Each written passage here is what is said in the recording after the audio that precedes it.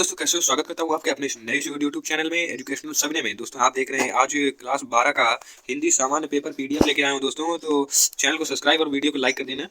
तो चलते हैं, आज हम पीडीएफ देखते हैं कक्षा 12 का जो 22 फरवरी को पेपर आने वाला है हमारा, यही है कक्षा 12 का है। देखिए दोस्तों, तो हम शुरू करते हैं। तो पहला प्रश्न है, प्रश्न नंबर 1 का है उपन्यास विधा पर आधारित रचना है। तो उपन्यास विधा पर दोस्तों हमारा आधारित रचना है गोदान। कौन सी है? गोदान। ठीक।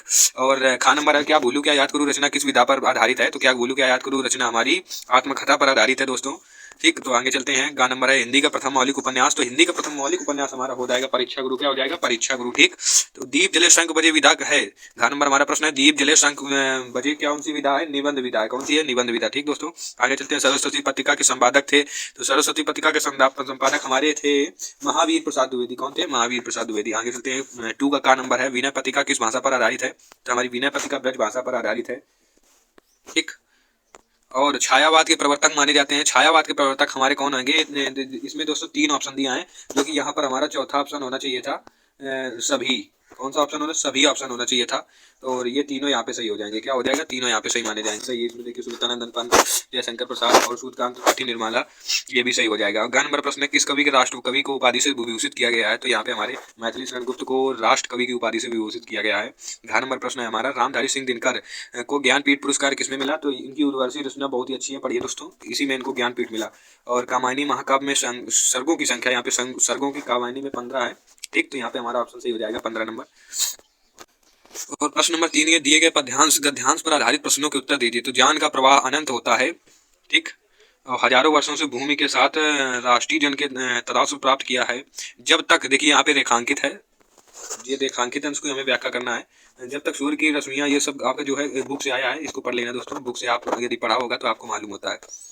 प्रश्न नंबर 1 में क्या करते हैं, उपरोक्त गद्यांश के पाठ और लेखक का नाम यहाँ पे लिखना है। और दूसरे में रेखांकित अंशों की व्याख्या। ये रेखांकित अंश देखिए, आप देख सकते हैं, ये रेखांकित क्वालिटी बढ़ा दीजिएगा अगर नहीं दिख रहा तो। रेखांकित अंश की व्याख्या कीजिए। और जन का प्रवाह से क्या तात्पर्य? जन का प्रवाह यहाँ पे प्रश्न पूछा है, जो हमारा लेसन है। और राष्ट्र निवासी जन किसी समान आगे बढ़ने के लिए अजर अमर है, ये भी आपको करना है। उत्थान के घाटों का निर्माण कैसे होगा। या फिर अथवा में देखिए दोस्तों, हमारा दूसरा एक गद्यांश दिया हुआ है, भाषा एवं संस्कृति का एक अटट अंग है, संस्कृति की परंपरा से निश्चित होने पर भी परिवर्तनशील और गतिशील हैं। और यहाँ पे हमारा देखिए दोस्तों, वैज्ञानिक आविष्कारों के प्रभाव के कारण उद्धत नई संस्कृति खलचलों को शाब्दिक रूप से देने के लिए अस्तित्व दोनों बना हुआ है दोस्तों। पढ़िएगा ध्यान से, पीडीएफ लाते रहेंगे हम इसी प्रकार। और यहाँ पर 4, इस बार भी 5 प्रश्न दिए हैं।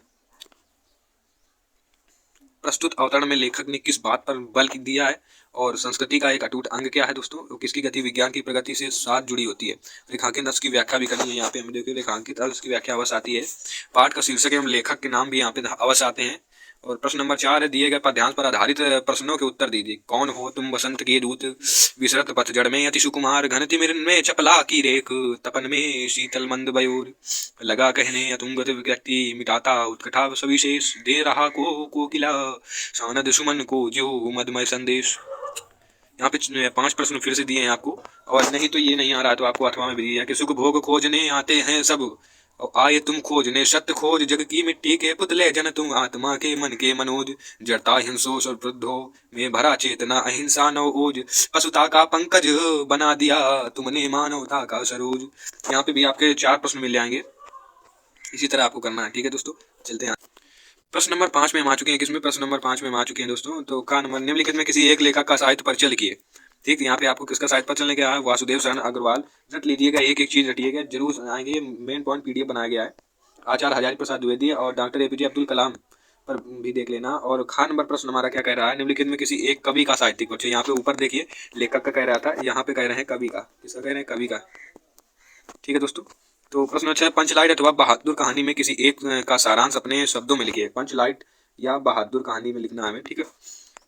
अथवा यदि पंचलाइट और बहादुर कहानी आपको नहीं आती है तो यहाँ पे अथवा दिया है, ध्रुव यात्रा अथवा बहादुर कहानी के उद्देश्य पर प्रकाश डालिए। आपको ध्रुव यात्रा या बहादुर किसी एक पर प्रकाश डालना है। ठीक है, आगे चलते हैं। प्रश्न नंबर 7, स्वपठित खंड काव्य के आधार पर किसी एक खंड के प्रश्न का उत्तर दीजिए।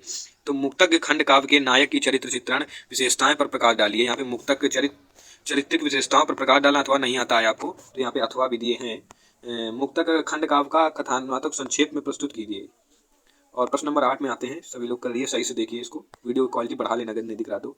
8 में दिए गए संस्कृत गद्यांशों में किसी एक का सा संदर्भ हिंदी में अनुवाद कीजिए। सा माने सुंदर और संदर्भ माने उसका अनुवाद कीजिए दोस्तों। संस्कृत का संदर्भ है तो इसे आप लोगों को लिखना है। अथवा में भी दिए हैं, पहला नहीं आता तो दूसरा देख लेना। बहुत ही अच्छे तरीके से यहाँ पे पीडीएफ को तैयार किया गया है। खा नंबर प्रश्न हमारा है, दिए गए श्लोकों में से किसी एक संदर्भ हिंदी में अनुवाद कीजिए। किसा है खा नंबर श्लोक आपको करना है, ठीक। तो सकारुतिना कुतो विद्यार्थिना सुखम सुखार्थी वा त्यजेद विद्या विद्यार्थी वा जजेद सुखम। अथवा ये आपको नहीं आता है, यहाँ पे अथवा भी दिए हैं कि काव्य शास्त्र विनोदेन कालो गच्छति धीमताम अव्यासेन चा मूर्खिणाम विद्या कलेन वाह। ये आपको सभी लोग करना है, ठीक है। प्रश्न नंबर 9 में हम आते हैं। ये क्या दिए हैं प्रश्न नंबर 9 में हम देखते हैं। निम्नलिखित मुहावरे और लोकोक्तियों में किसी एक का अर्थ लिखना है आपको। तो यहाँ पे 9, 2, 11 सबसे सरल दिख रहा है। भाग जाना होता है। आंखों का तारा होना, बहुत प्रिय होना। आंखों का तारा होने का मतलब क्या होता है? बहुत प्रिय हो, जान लीजिए यहाँ पे आप। और 2 में किसी एक को कर दीजिए, ठीक। 4 में किसी जो भी आपको आता है अच्छे से कर दीजिए। प्रश्न नंबर 10, निम्नलिखित शब्द के संक्षिप्त संधि विच्छेद पर सही विकल्प का चयन कीजिए दोस्तों। यहाँ पे आपको संधि विच्छेद का चयन करना है। देखिए संधि विच्छेद पीछे बताया गया आपको। चैनल को सब्सक्राइब कर देना, नया चैनल दोस्तों प्लीज। महर्षि का संधि विच्छेद होगा, तो यहाँ पे महर्षि का संधि विच्छेद होगा हमारा कौन सा हो जाएगा? यहाँ पे महाधन ऋषि हो जाएगा, महाधन ऋषि, ठीक है। और आगे चलते हैं। विद्यालय का संधि विच्छेद हमारा विद्याधनालय का नंबर हो जाएगा हमारा, ठीक। का नंबर सही हो जाएगा। बहुत ही सरल क्वेश्चन दिया इसमें। मधुरी का संधि विच्छेद क्या होगा? मधुधन वरी। क्या हो जाएगा? मधुधन अरी, नहीं मधुधन वरी होगा। क्या होगा? तो इसमें हमारा बी नंबर सही हो जाएगा। कौन सा सही हो जाएगा? B number.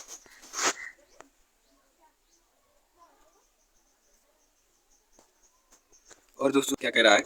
प्रश्न नंबर खा देखिए क्या कह रहा है दोस्तों। निम्न शब्दों की विभक्ति एवं वचन के अनुसार चयन कीजिए। आत्मनों में विभक्ति या वचन बताना है हमें। यहाँ पे देखिए आत्मनों में विभक्ति वचन बताना है आपको, तो आत्मनों में षष्ठी विभक्ति हो जाएगी। खा नंबर आपका सही हो जाएगा, बहुवचन, ठीक है दोस्तों। आगे चलते हैं। नामनी में विभक्ति और वचन बताइए। तो ये भी हमारा दोस्तों जो नामनी में विभक्ति वचन है षष्ठी विभक्ति हो जाएगी। क्या? बहुवचन, षष्ठी विभक्ति बहुवचन। प्रश्न नंबर हमारा 11 का कह रहा है। 11 प्रश्न नंबर हमारा कह रहा है कि निम्नलिखित शब्द युग्मों का सही अर्थ चयन करके पुरुष और पुरुष में हमें अर्थ बताना है। तो यहाँ पे हमारा सही आंसर जो हो जाएगा क्या हो जाएगा? आदमी और कठोर, घा नंबर हमारा सही हो जाएगा।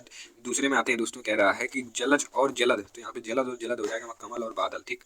और आते हैं यहाँ पे निम्नलिखित शब्दों में किसी एक के 2 अर्थ लिखिए। देखिए यार कनक माने एक सोना यहाँ पे होता है, ठीक। तो यहाँ पे हम अंबर का लिखते हैं। अंबर माने होता है आकाश। यहाँ पे 2 अर्थ लिखने हैं। अंबर माने आकाश, ठीक। यहाँ पे देखिए कनक का सही हो जाएगा। कनक का एक सोना होता है और एक धतूरा होता है, ठीक। कनक का यहाँ पे सोना, एक धतूरा, ठीक। गा नंबर प्रश्न लिखिए। वाक्यांशों के लिए एक शब्द का चयन लिखिए जिसकी सीमा ना हो।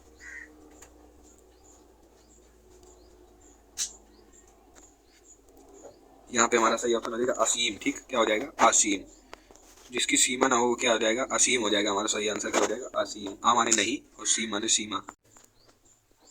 और दूसरे नंबर में कह रहे हैं कि जिसके शत्रु का जन्म ही ना हुआ हो, जिसके शत्रु का जन्म ना हुआ, यहाँ पे हो जाएगा अजात शत्रु। क्या हो जाएगा? अजात शत्रु, ठीक है। अजात शत्रु हमारा सही ऑप्शन हो जाएगा। मेरे को विद्यालय जाना है, यहाँ पे मुझे विद्यालय जाना है। क्या हो जाएगा? मुझे विद्यालय जाना, ठीक है। 2 वाक्यों को सही करना है। और यहाँ पे देखिए यहाँ शुद्ध गाय का दूध मिलता है, तो ये आपका गलत। इसको हम सही करते हैं। सरलतम रूप है, यहाँ गाय का शुद्ध दूध मिलता है, इस तरह होगा। ये जो शुद्ध है ये यहाँ पे लगेगा। कहाँ लगेगा? यहाँ पे लगेगा, ठीक है। तो हास 12 नंबर प्रश्न हमारा क्या कह रहा है? हास तथा शांत रस को स्थायी भाव के साथ उनकी परिभाषाएं दीजिए। स्थायी भाव के साथ, किसके साथ? स्थायी भाव। देखिए हास रस का हास स्थायी भाव होता है, शांत रस का होता है। हास रस का हमारा स्थायी भाव क्या होता है? हास रस का देखिए स्थायी भाव होता है हमारा हास, और शांत रस का होता है निर्वेद। क्या होता है? निर्वेद, ठीक। और खा का दूसरा प्रश्न नंबर देखते हैं। रूपक और उत्प्रेक्षा अलंकार की परिभाषा। रूपक और उत्प्रेक्षा। तीसरा नंबर सोठा। सोठा और दोहा में किसी एक की परिभाषा देनी है, ठीक। प्रश्न नंबर 13 में आते हैं कि अपने मोहल्ले में गंदगी की सफाई करने हेतु नगर पालिका अध्यक्ष को शिकायती पत्र लिखना है। क्या लिखना? शिकायती पत्र, वही लेटर में जिसे इंग्लिश में कहते हैं, ठीक। वही लिखना है। तो आपसे ये नहीं हो पाता है तो अथवा भी यहाँ पे दिए हैं हमको। ग्राम प्रधान की ओर से जनपद के जिलाधिकारी को पत्र लिखना है यहाँ पे, ठीक। जिलाधिकारी को, किसको? जिलाधिकारी। इजी है, कर लोगे। और 14 नंबर किसी एक पर निबंध लिखिए। किस पर निबंध लिखना है? किसी एक पर। भ्रष्टाचार पर लिखना है, पर्यावरण प्रदूषण, छात्र अनुशासन, कोरोना वायरस। कोरोना वायरस पर तो दोस्तों हम लिख ही सकते हैं, जैसा कि हमने 2020 में देखा था।